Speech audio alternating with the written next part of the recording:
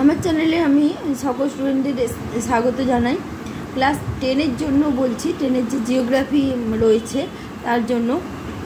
এবারে আছে ভারতের কৃষি থেকে শুরু করে বাকি অংশটুকু ভারতের পরীক্ষা দ্বিতীয় সেমিস্টারে পড়বে, এবং সেখানে ভারতের কৃষি সম্পর্কে যদি এরকম একটা নোটস বানানো যায়, যেমন ধান, সকল ফসলের নাম, বন্টন, অনুকূল প্রাকৃতিক পরিবেশ, অনুকূল অর্থনৈতিক পরিবেশ, এরকম নিয়ে।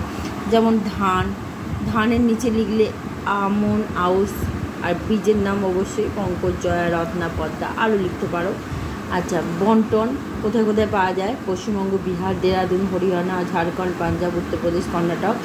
এবং অনুকূল পরিবেশ, বৃষ্টিপাত পরিমাণ 100 থেকে 200, উষ্ণতা, ভূপ্রকৃতি, মৃত্তিকা। আর এখানে অর্থনৈতিক পরিবেশ, জলসেচ প্রয়োজন, সার প্রয়োজন, কীটনাশক, সুলভ শ্রমিক। দেখো এরকমভাবে তুমি নোটসটা বানাতে পারো।